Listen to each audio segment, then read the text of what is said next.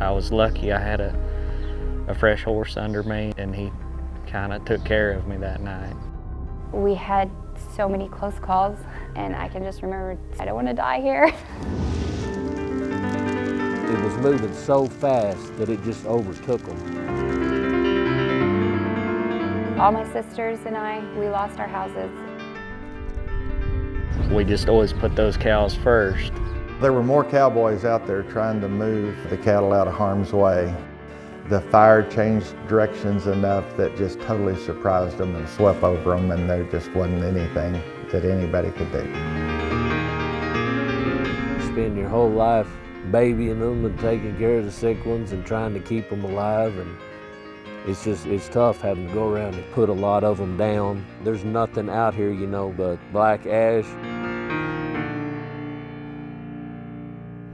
Firefighters are trying to stop wildfires burning out of control. Traditional ground fighting tactics are failing. The fires have killed at least 6 people. People who've been affected by these fires make their living in agriculture. They produce the food that a tremendous amount of standing grass that could be accurately described as standing gasoline, just waiting to explode. That day, it was very warm, no humidity, and it was really, really, really windy.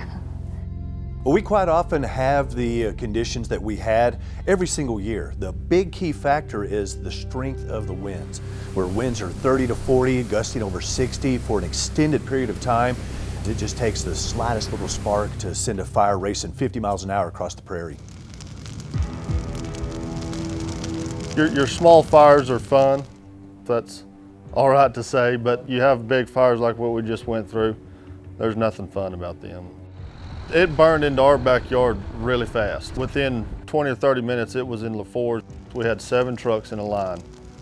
And when that head fire come to us, we hit it, and it rolled over the top of us like we wasn't even there. And that's when we knew we was in trouble. Those fires had been burning all day, and we decided we probably ought to go start gathering some cows. My wife was in the feed pickup, and I was on a horse. I was just gonna try and push up the young calves and keep them with the cows. We started smelling smoke. It started getting so hot it was pretty uncomfortable, and I decided we'd probably just leave those cows there and get out. It's just kind of a helpless feeling that you can't get them out of harm's way when conditions are like that. We pretty much just watched everything that was out here burn. When I first saw the smoke, I turned on the scanner. They kept saying it was getting further and further and faster, and so I called Heath and told him it's headed for your place, you better get ready. And he said, man, they say it's moving like 70 miles an hour, you better get out of there. I said, good enough for me, we're gone, you know, and we left. We've had fires, but you could get in front of them and pull cattle out of the way, move them, but not this one. Just had to get out of the way.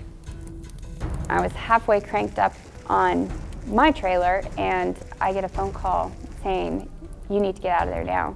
So I cranked the rest of the way up and figured I could go faster without a trailer, and I got out of there, and the fire was just all around me, like surrounding me, and smoke very thick at that point. On the phone with my sister that night, and I can just remember telling her, Jenny, I don't want to die here, because I just figured if I don't get burned up in the truck, I'm going to die from smoke inhalation. And she said, you're by the wheat field, get on it. That night, we had so many close calls, life or death close calls.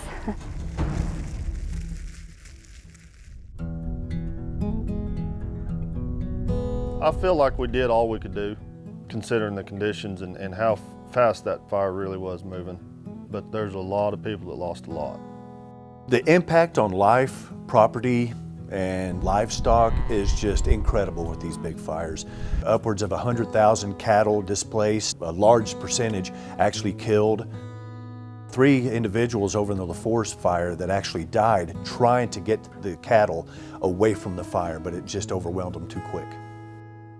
Cody Crockett and Sidney Wallace and Sloan Everett, the 3 that died in the fire, doing what they felt compelled to do to get a herd to safety, no matter what the risk. They are all as good of cowboys as you can find anywhere. If it was my guess, I would say every fire that they've ever seen before, they could pick a spot out and kind of watch it burn to them and have plenty of time to get out of there. Where this fire was moving at 70 miles an hour, when it got to their spot or over that hill that they was waiting for it to get to, it was on top of them right now. If your job is to move those cattle, whether you're helping somebody or doing it for your own, that is utmost priority. It's maybe the valor of being a cowboy.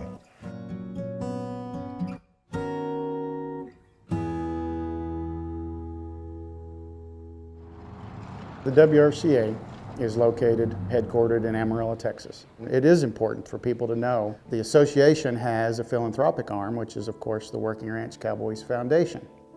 So all of the efforts, all the money, everything that's ultimately raised is geared towards helping fund projects that support the working rancher and the working ranch cowboy. So we actually have a wildfire assistance fund. It's restricted money that will go simply to that situation. WRCA, this is Peyton. In the early phases of this crisis, we knew there were going to be a lot of phone calls. We really couldn't imagine what ultimately happened over the following week. If we could have put a cell phone in one hand, the work phone in the other, from daylight to dark, it never stopped. To give them their immediate needs. From a historical perspective, the WRCA and our foundation, this would definitely be the largest single crisis situation, not just for us, but for all the different states affected.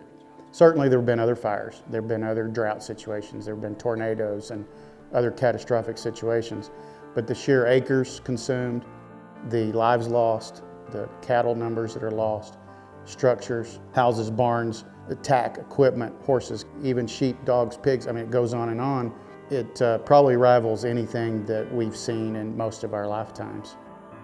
Thank you for doing that. We appreciate it very much. Yes, ma'am. God bless you. Bye. We came over here first, gonna work our way back east, and all these cattle were pretty good. Just lost maybe 10 head over here, so I thought, well, it's not gonna be that bad. But the further east we got, it's more and more dead cattle and burnt ones that needed to be put down. Basically, when you drove around, you found a lot of cattle that the entire pasture burned off, and they were just unscathed. That look, I don't know where they got. Some of them, I think, stayed by the windmills where it's all grubbed out, where we've been feeding. But the ones that ran from it, wasn't so good on them. It was moving so fast that it just overtook them. They couldn't outrun it. It hurt a lot. It messes with you for sure. You know, you drive around all morning looking at them and think, oh, I can save them. Just give me time to get to them again.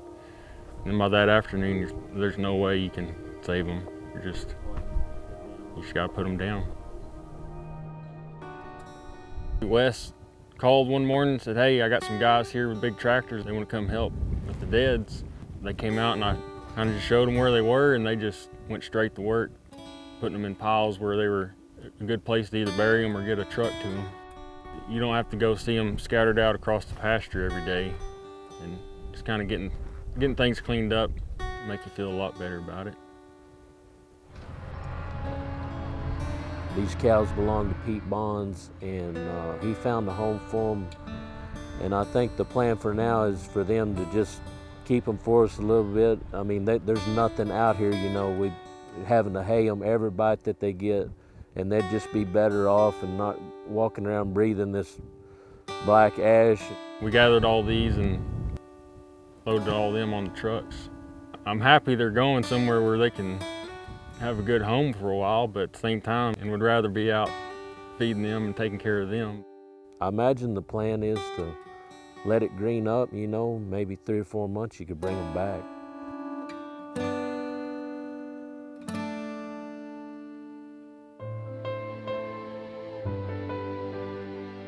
The whole ranch is burnt off, all of it. We had over 500 head that died.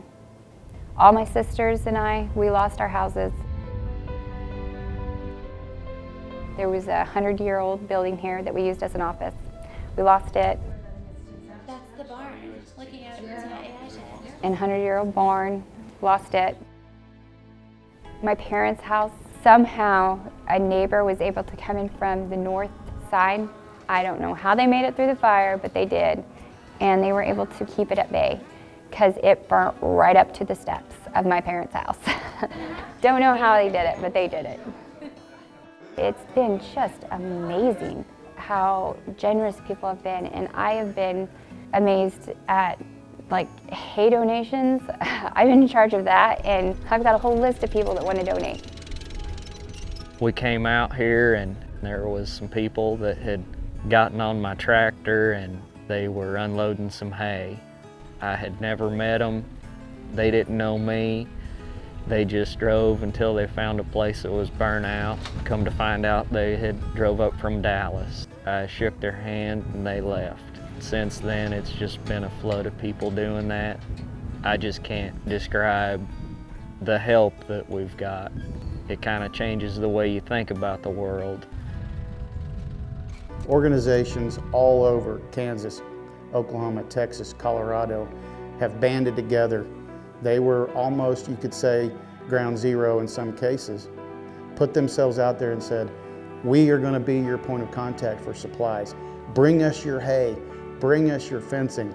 3 days later, they were simply saying, where is this coming from? The lots are full of hay.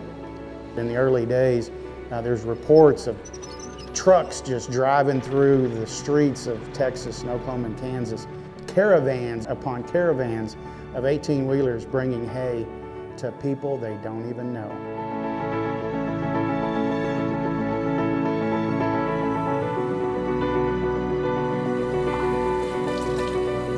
Hey, who's carrying bottles? Don't you all be leaving?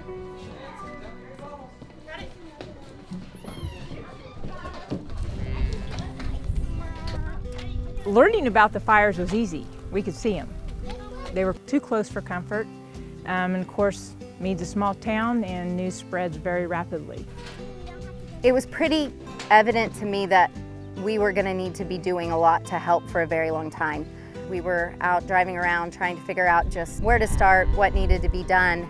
It didn't take a rocket scientist to see that a lot of calves were walking around looking for Mama, and she was gone. I thought, well, at least my kids could take in, my parents or something. But then I thought, it's going to go way farther than that.